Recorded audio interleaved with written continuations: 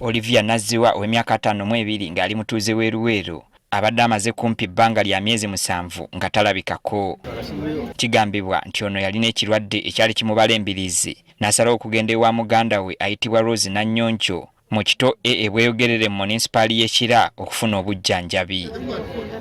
Kyokka abooluganda abalala bwe bajjanga okubuuza munnaabwe eyajja okujjanjabibwa nga Nannyonjo ababuzaabuza. Agamba gyali alina oluwalo lw'atambuza ajja kudda. Ne tumubuuza ddi, ne tumulumba mu gwokubiri nga gugwako. N'atugamba agenda kudda mu gwokuna nga 3. Ne tumugamba bw'atadda. N'agamba bw'atadda mu gwokuna nga 3 mumutwale Luzira.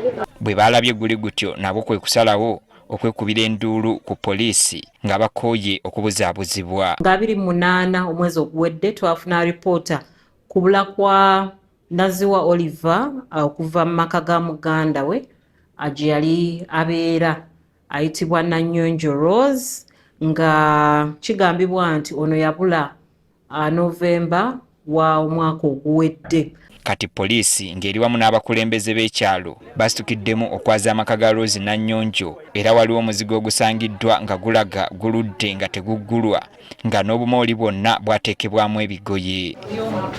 Mu kuggulawo ekisenge kino amaaso bagatuukizza ku mulambo gwa Naziwa. Omulambo gusangiddwa ku kitanda nga gwabikibwako essuuka. Ebimu bituwadde kwesikamu nkonaffe oba oliawo waliwo abakimanyiko nga bafujju. Bamenye eruumu bulijjo gye twemulugunyaamu asangiddwa nga yafa. Kyembi omulambo ogwa Naziwa Oliver gwasangiddwa mu maka ga Nannyonjo Rose, nga bano babadde baaluganda, nga gulaga nti guluddewo.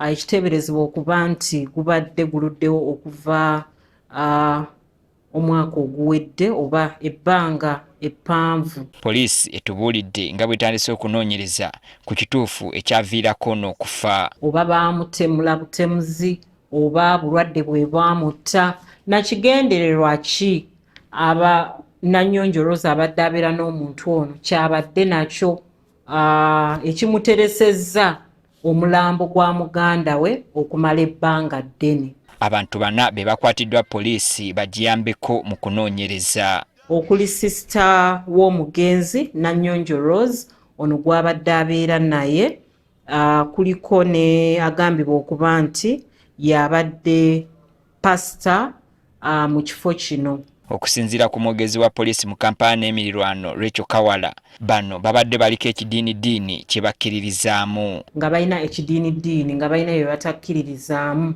okuli okugenda okulaba abasawo, okuli obutakozesa balbu n'ebintu ebirala. Abatuuze bavumiridde ekikolwa kya munnaabwe. Muteekeyo ku kalabu.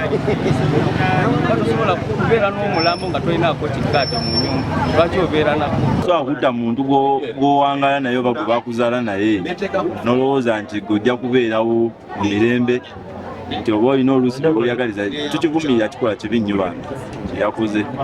So mu byonna nsaba naye bandimuleesewo ku kyalo kuneeno ne bamulamula, era mu byonna tusinga kusaba kooti ye etule ku kyalo baleme gituliza eyo gye bagituliza. Abakwate batwaliddwa ku poliisi y'Ekira n'omulambo nagwo ne guggyibwayo ne gutwalibwa mu ggwanika e Mulago.